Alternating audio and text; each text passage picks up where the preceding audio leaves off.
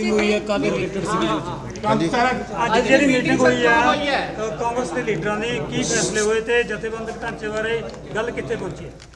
ਦੇਖੋ ਅਸੀਂ ਜਥੇਬੰਦਕ ਢਾਂਚਾ ਬਣਾ ਰਹੇ ਹੈਗੇ ਆ, ਸੋ ਉਹਦੇ ਲਈ ਕਾਫੀ ਜਿਹੜੀ ਆ ਡਿਸਕਸ਼ਨਸ ਅਲੱਗ-ਅਲੱਗ ਉਹਦੇ ਬੰਦਿਆਂ ਨਾਲ ਵੀ ਹੋਈ ਹੈ, MLAs ਨਾਲ ਵੀ ਹੋਈ, ਮਿਨਿਸਟਰਸ ਨਾਲ ਵੀ ਹੋਈ, ਅਦਰਵਾਈਜ਼ ਵੀ ਹੋਈ ਹੈ। ਸੋ ਉਹਦੇ ਤੇ ਕੰਮ ਕਰ ਰਹੇ ਆ। ਕਦੋਂ ਤੱਕ ਬਣ ਜਾਏਗਾ ਢਾਂਚਾ, ਕਿਉਂਕਿ ਅੱਗੇ ਚੋਣਾਂ ਦੀ ਤਿਆਰੀ ਲਈ ਮੇਰਾ ਖਿਆਲ ਹੈ ਵੀ ਆਉਣ ਵਾਲੇ ਮਤਲਬ ਕਹ ਲਓ ਇਸ ਵੀਕ ਦੇ ਵਿੱਚ ਅਸੀਂ ਇਹਨੂੰ ਫਾਈਨਲਾਈਜ਼ ਕਰ ਕੈਪਟਨ ਅਮਰਿੰਦਰ ਸਿੰਘ ਨੇ ਕਿਹਾ ਕਿ ਮੈਂ ਵੱਖਰੀ ਪਾਰਟੀ ਬਣਾਵਾਂਗਾ, ਅੱਜ ਦਿੱਲੀ ਬੋਲੇ ਨੇ ਉਹ ਇੱਕ ਇੰਟਰਵਿਊ ਦੇ ਵਿੱਚ ਕਿਹਾ ਜੀ ਨਵੀਂ ਪਾਰਟੀ ਬਣਾਉਣ ਜਾ ਰਹੇ ਹਾਂ, ਜਲਦ ਕਿਸਾਨੀ ਮਸਲਿਆਂ ਦਾ ਹੱਲ ਹੋਏਗਾ, ਪ੍ਰੀ ਜਾਂ ਪੋਸਟ ਬੀਜੇਪੀ ਨਾਲ ਅਲਾਈਅੰਸ ਹੋ ਸਕਦਾ। ਨਹੀਂ, ਉਹਨਾਂ ਦਾ ਪੋਸਟ ਨਹੀਂ ਹੈਗਾ, ਉਹ ਪ੍ਰੀ ਆ। ਮੈਂ ਤਾਂ 2.5 ਸਾਲ ਦਾ ਕਹਿਣ ਡਿਆ, ਮੈਂ ਤਾਂ ਇਹ ਗੱਲ ਪਹਿਲਾਂ ਹੀ ਕਹਿਣ ਡਿਆ ਆ। ਇਹ ਇਕੱਲੇ ਨਹੀਂ ਹੈਗੇ, ਇਹ ਬਾਦਲ ਪਰਿਵਾਰ ਵੀ ਨਾਲ ਹੀ ਹੈਗਾ। ਇਹ ਦੇਖੋ ਪੰਜਾਬ ਨੂੰ ਜੋ ਇਹ ਕਰ ਰਹੇ ਹੈਗੇ, ਜਿਹੜੀ ਦੇਣ ਆ ਉਹ ਇਹਨਾਂ ਸਾਰਿਆਂ ਦੀ ਇਕੱਠੀ ਹੋ ਕੇ ਹੀ ਆ। ਸੋ ਇਸ ਕਰਕੇ ਮੈਂ ਬੜਾ ਇਹਦੇ ਲਈ ਕਲੀਅਰ ਹੈਗਾ ਵੀ ਇਹ ਮੈਂ ਜਿੱਥੇ ਕਿ 2.5 ਸਾਲ ਪਹਿਲਾਂ ਕਿਹਾ ਸੀਗਾ, ਉਦੋਂ ਬਹੁਤੇ ਬੰਦੇ ਇਸ ਗੱਲ ਨੂੰ ਮੰਨਦੇ ਨਹੀਂ ਸੀਗੇ। ਹੌਲੀ ਹੌਲੀ ਹੁਣ ਤੁਸੀਂ ਸਾਰੇ ਦੇਖਣ ਲੱਗ ਪਏ ਆ, ਹੁਣ ਤੁਸੀਂ ਸਾਰੇ ਕੁਐਸਚਨ ਕਰਨ ਲੱਗ ਪਏ। ਬੀਜੇਪੀ ਦਾ ਏਜੰਡਾ ਪਹਿਲਾਂ ਹੀ ਲਾਗੂ ਕਰਦੇ ਸੀ ਕੈਪਟਨ ਸਾਹਿਬ ਪੰਜਾਬ ਦੇ ਵਿੱਚ, ਏਜੰਡਾ ਹੀ ਉੱਥੋਂ ਆਉਂਦਾ ਸੀਗਾ, ਲਾਗੂ ਤਾਂ ਕੀ ਕਰਨਾ ਸੀਗਾ। ਲਾਗੂ ਐਕਚੁਅਲੀ ਕਈ ਵਾਰੀ ਆਪਾਂ ਵਿਜ਼ੂਅਲਾਈਜ਼ ਨਹੀਂ ਕਰਦੇ, ਬਟ ਐਕਚੁਅਲ ਗੱਲ ਤਾਂ ਇਹੀ ਸੀਗੀ। ਇੰਨੇ ਘੱਟ ਸਮੇਂ 'ਚ ਕਾਮਯਾਬ ਹੋ ਸਕਦੇ ਕਿ ਨਹੀਂ, ਤੁਹਾਨੂੰ ਕੀ ਲੱਗਦਾ? ਨਵੀਂ ਪਾਰਟੀ ਬਣਾ ਕੇ ਕਿੰਨੇ ਕੁ ਮੁਕਾਬਲੇ 'ਚ ਦੇਖਦੇ ਹੋ ਤੁਸੀਂ ਉਹਨਾਂ ਨੂੰ? ਦੇਖੋ ਯਾਰ, ਪਾਰਟੀਆਂ ਦੇਖੋ ਬਣਦੀਆਂ ਹੈਗੀਆਂ, ਹਰ ਬੰਦੇ ਦਾ ਇੱਕ ਆਪਣਾ ਉਹ ਨਜ਼ਰੀਆ ਹੈਗਾ, ਤੇ ਉਹ ਜਿੱਦਾਂ ਦਾ ਕਰ ਲੈਣਗੇ। 4.5 ਸਾਲ 'ਚ ਜੋ ਉਹਨਾਂ ਨੇ ਕੰਮ ਕੀਤੇ, ਜੋ ਤੁਸੀਂ ਬੋਲਦੇ ਰਹੋ ਕਿ ਕੁਝ ਨਹੀਂ ਹੋਇਆ, ਨਹੀਂ ਕਈ ਚੀਜ਼ਾਂ ਹੋਈਆਂ ਵੀ ਆ। ਦੇਖੋ ਦੋ ਤਿੰਨ ਚੀਜ਼ਾਂ ਹੁੰਦੀਆਂ। ਇੱਕ ਰੂਟੀਨ ਵਾਲਾ ਕੰਮ ਹੁੰਦਾ, ਇੱਕ ਹੁੰਦਾ ਕਿ ਹਾਂ ਬਈ ਆਉਣ ਵਾਲੇ ਸਮੇਂ ਨੂੰ ਇਹੋ ਜਿਹੇ ਪਾਸੇ ਨੂੰ ਲੈ ਕੇ ਜਾਣਾ ਵੀ ਜੇ ਮੈਂ ਹੈਗਾ ਤੇ ਸਾਰਾ ਕੁਝ ਹੈਗਾ, ਜੇ ਮੈਂ ਨਹੀਂ ਹੈਗਾ ਤੇ ਕੁਝ ਵੀ ਨਹੀਂ ਹੈਗਾ। ਕਿਉਂਕਿ ਜਿਹੜਾ BSF ਵਾਲਾ ਇਸ਼ੂ ਵੀ ਹੈਗਾ ਆ, ਬਿਲਡਅਪ ਤਾਂ ਉਦੋਂ ਦਾ ਹੋਇਆ ਹੈਗਾ। So being a home minister, being a chief minister, there are many issues, ਕਿਉਂਕਿ ਜਿਹੜੇ ਸਿਰਫ ਚੀਫ ਮਿਨਿਸਟਰ ਕੋਲ ਹੀ ਹੁੰਦੇ ਹੈਗੇ ਆ। ਸੋ ਇਸ ਕਰਕੇ ਇਹ ਤਾਂ ਹੁਣ ਹੌਲੀ ਹੌਲੀ ਓਪਨ ਹੋਣ ਲੱਗ ਪਿਆ। ਹੋਰ ਗੱਲ ਤਾਂ ਕੁਝ ਨਹੀਂ ਹੈ। ਇਹ ਤਾਂ ਨਵੀਂ ਪਾਰਟੀ ਬਣਾ ਕੇ ਕਹਿੰਦੇ ਅਕਾਲੀ ਦਲ ਨਾਲ ਵੀ ਰਲੇ ਆ, ਭਾਜਪਾ ਨਾਲ ਵੀ ਲੜੇ ਆ, ਕਿ ਇਲੈਕਸ਼ਨ ਦੇ ਵਿੱਚ ਕੋਈ ਕਾਂਗਰਸ ਨੂੰ ਨੁਕਸਾਨ ਪਹੁੰਚਾ ਸਕਦੇ? ਐਕਚੁਅਲੀ ਕਿਤੇ ਨਹੀਂ ਨੁਕਸਾਨ ਪਹੁੰਚਾ ਸਕਦੇ। ਦੇਖੋ, ਪ੍ਰੀ ਇਲੈਕਸ਼ਨ ਅਲਾਇੰਸ ਆ, ਕਿਤੇ ਪੋਸਟ ਇਲੈਕਸ਼ਨ ਅਲਾਇੰਸ ਆ। ਇਹਨਾਂ ਨੂੰ ਤਾਂ ਕਲੈਰਿਟੀ ਹੈਗੀ ਆ, ਮੈਨੂੰ ਵੀ ਕਲੈਰਿਟੀ ਹੈਗੀ, ਸਾਡੀ ਪਾਰਟੀ ਨੂੰ ਵੀ ਕਲੈਰਿਟੀ ਹੈਗੀ ਆ। ਤੁਹਾਨੂੰ ਹੁਣ ਹੌਲੀ ਹੌਲੀ ਪਤਾ ਲੱਗਣਾ। ਸਰ ਇੱਕ ਜਿਸ ਤਰ੍ਹਾਂ ਯੂਪੀ ਦੇ ਵਿੱਚ ਫੈਸਲਾ ਕੀਤਾ ਕਿ 40% ਸੀਟਾਂ ਮਹਿਲਾਵਾਂ ਲਈ ਰਾਖਵਾਂਕਰਨ ਕੀਤੇ ਜਾਣਗੀਆਂ, ਕਿਵੇਂ ਦੇਖਦੇ ਹੋ ਜਿਸ ਨੂੰ? ਦੇਖੋ, ਹਰ ਵਰਗ ਤੋਂ, ਹਰ ਮੇਰੇ ਖਿਆਲ ਹੈ ਕਿ ਸੈਕਸ਼ਨ ਤੋਂ, ਹਰ ਸੁਸਾਇਟੀ ਤੋਂ ਮੇਰਾ ਤਾਂ ਇੱਕੋ ਹੀ ਹੁੰਦਾ ਵੀ ਚੰਗੇ ਬੰਦੇ ਸਿਸਟਮ 'ਚ ਆਉਣੇ ਚਾਹੀਦੇ ਆ, ਕਿਉਂਕਿ ਚੰਗੇ ਬੰਦਿਆਂ ਨਾਲ ਹੀ ਸਿਸਟਮ ਬਣਨਾ। ਪੋਲੀਟੀਕਲ ਲੋਕਾਂ ਦਾ ਅਤਬਾਰ ਘਟਿਆ।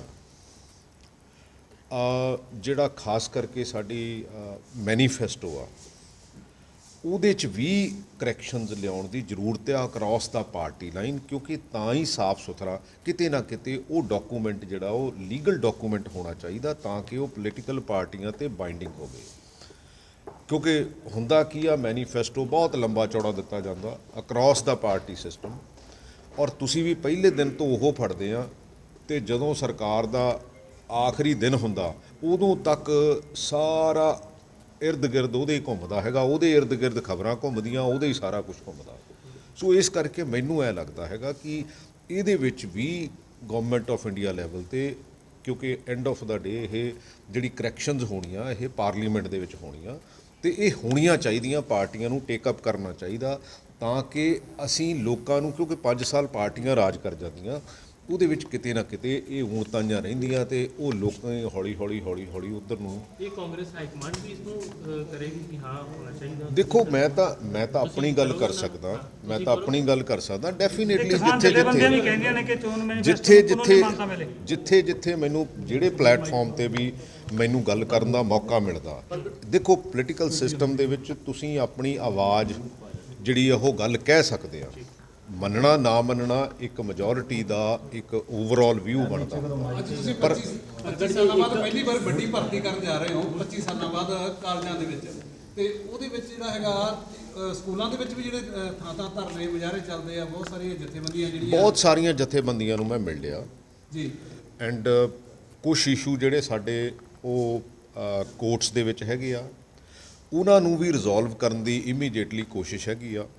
ਕੁਛ ਅਸੀਂ ETT ਦੇ ਕੋਈ ਲਗਭਗ 7000 ਦੇ ਕਰੀਬ ਅਸੀਂ ਜਿਹੜੇ ਆ ਉਹ ਅਧਿਆਪਕ ਭਰਤੀ ਕਰ ਰਹੇ ਆ।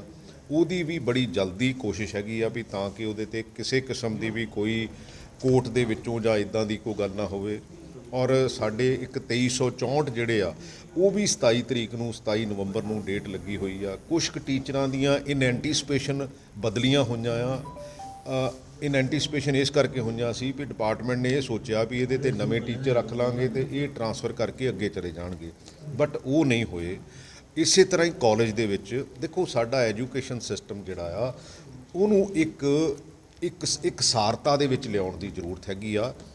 ਔਰ ਜਿਹੜਾ ਸਾਡਾ ਬੱਚਾ ਪ੍ਰਾਇਮਰੀ ਤੋਂ ਚੱਲਿਆ ਉਹ ਗ੍ਰੈਜੂਏਸ਼ਨ ਤੇ ਪੋਸਟ ਗ੍ਰੈਜੂਏਸ਼ਨ ਜਾਂ PhD ਜਾਂ ਉਹਨਾਂ ਡਿਗਰੀਆਂ ਦੇ ਵਿੱਚ ਉਹ ਇੰਪਲੋਏਬਿਲਿਟੀ ਜ਼ਰੂਰ ਹੋਣੀ ਚਾਹੀਦੀ ਆ। ਔਰ ਉਹ ਮਾਰਕੀਟ ਦੇ ਵਿੱਚ ਓਪਨ ਮਾਰਕੀਟ ਦੇ ਵਿੱਚ ਉਹਦਾ ਮੁੱਲ ਜ਼ਰੂਰ ਹੋਣਾ ਚਾਹੀਦਾ ਤਾਂ ਕਿ ਉਹ ਆਪਣੀ ਰੋਜ਼ੀ ਰੋਟੀ ਜਿਹੜੀ ਕਮਾ ਸਕੇ। ਔਰ ਇਹਦੇ ਲਈ ਹੀ ਮੈਂ ਕੰਮ ਕਰ ਰਿਹਾ ਤਾਂ ਕਿ ਇਹ ਕਮੇਟੀਆਂ ਸਾਰੀਆਂ ਬਣਾ ਕੇ ਚਾਹੇ ਸਕੂਲ ਐਜੂਕੇਸ਼ਨ ਦੀ ਆ ਚਾਹੇ ਹਾਇਰ ਐਜੂਕੇਸ਼ਨ ਦੀ ਆ ਪਲੱਸ ਇੱਕ ਕਾਮਨ ਹੋਊਗੀ ਤਾਂ ਕਿ ਉਹ ਬੱਚੇ ਦੇ ਕੈਰੀਅਰ ਨੂੰ ਡਿਜ਼ਾਈਨ ਕਰੂਗੀ ਕਿ ਹਾਂ ਵੀ ਬੱਚਾ ਕਿੱਥੋਂ ਸ਼ੁਰੂ ਹੋਇਆ ਤੇ ਕਿਹੋ ਜਿਹਾ ਪ੍ਰੋਡਕਟ ਐਂਡ ਫਿਨਿਸ਼ ਕਿਹੋ ਜਿਹਾ ਹੋਣਾ। ਸੋ ਉਹਦੇ ਲਈ ਬੇਸਿਕਲੀ ਕੰਮ ਕਰ ਰਹੇ ਆ ਤਾਂ ਕਿ ਇਹਨੂੰ ਇੱਕ ਰੋਡ ਮੈਪ ਦਿੱਤਾ ਜਾਵੇ। ਔਰ ਸਾਡੇ ਬੱਚੇ ਜਿਹੜੇ ਆ ਕਿਉਂਕਿ ਉਹਨਾਂ ਨੂੰ ਪਤਾ ਹੋਵੇ ਵੀ ਮੈਂ ਜਿਹੜਾ ਕੋਰਸ ਕਰ ਰਿਹਾ ਜਿਹੜੀ ਡਿਗਰੀ ਕਰ ਰਿਹਾ ਉਹ ਆਉਣ ਵਾਲੇ ਸਮੇਂ 'ਚ ਮੈਨੂੰ ਕਿੱਥੇ ਲੈ ਕੇ ਜਾ ਸਕਦੀ। ਪ੍ਰਗਟ ਜੀ ਪਾਰਟੀ ਦੇ ਢਾਂਚੇ ਦਾ ਵਿਸਤਾਰ ਤਾਂ ਕਰ ਰਹੇ ਪਰ ਨਵਜੋਤ ਸਿੰਘ ਸਿੱਧੂ ਦੀ ਨਾਰਾਜ਼ਗੀ ਕਦੋਂ ਦੂਰ ਹੋਊਗੀ? ਨਵਜੋਤ ਸਿੰਘ ਸਿੱਧੂ ਦੀ ਕੋਈ ਨਾਰਾਜ਼ਗੀ ਨਹੀਂ ਹੈ, ਤੁਹਾਨੂੰ ਐਂ ਲੱਗੀ ਜਾਂਦਾ ਹੈਗਾ। ਅਸੀਂ ਉਦਣ ਵੀ ਤੁਸੀਂ ਰਾਤ ਨੂੰ ਮੇਰੇ ਕੋਲੋਂ ਪੁੱਛ ਲਿਆ ਕਰੋ, ਮੈਂ ਬਿਲਕੁਲ ਤੁਹਾਨੂੰ ਸਾਫ਼ ਸੁਥਰੀ ਗੱਲ ਦੱਸੂਗਾ ਕਿ ਉਹਨਾਂ ਨੇ ਦੂਰੀਆਂ ਕਿਉਂ ਬਣਾ ਕੇ ਰੱਖੀਆਂ ਪੰਜਾਬ ਭਵਨ ਤੋਂ ਕਿਉਂ? ਕੋਈ ਇਹੋ ਜੀ ਗੱਲ ਨਹੀਂ ਹੈ। ਇੱਥੇ ਥੋੜਾ ਜਿਹਾ ਕਨਵੀਨੀਅੰਟ ਹੁੰਦਾ, ਹੋਰ ਗੱਲ ਕੁਝ ਨਹੀਂ ਹੈ। ਅਸਤੀਫਾ ਵਾਪਸ ਲੈ ਲਿਆ ਜੀ ਮੈਂ ਇੱਥੇ ਦੇਖੋ ਮੈਂ ਇੱਥੇ ਬੈਠਦਾ ਹੁੰਨਾ, ਮੈਂ ਇੱਥੇ ਕਿਉਂ ਬੈਠਣ ਲੱਗਿਆ? ਮੈਂ ਉੱਥੇ ਬੈਠਦਾ ਸੀਗਾ ਸੈਕਟਰੀਏਟ ਇਸ ਕਰਕੇ ਆ ਵੀ ਉੱਥੇ ਸਾਰਿਆਂ ਦੇ ਜਿਹੜੇ ਆ ਪਾਸ ਨਹੀਂ ਬਣਦੇ ਤੇ ਮੈਂ ਇੱਥੇ ਸ਼ੁਰੂ ਕਰ ਲਿਆ ਕਿਉਂਕਿ ਮੈਨੂੰ ਲਾਰਜ ਨੰਬਰ ਆਫ ਜਿਹੜੇ ਲੋਕੀ ਮਿਲਣ ਆਉਂਦੇ ਆ। ਮੈਂ ਕਈ ਵਾਰੀ ਥੱਲੇ ਮੀਟਿੰਗਾਂ ਕਰ ਲੈਣਾ, ਉੱਤੇ ਮੀਟਿੰਗ ਕਰ ਲੈਂਦੇ। ਸੋ ਗੱਲ ਇੰਨੀ ਕੁ ਹੈਗੀ ਆ।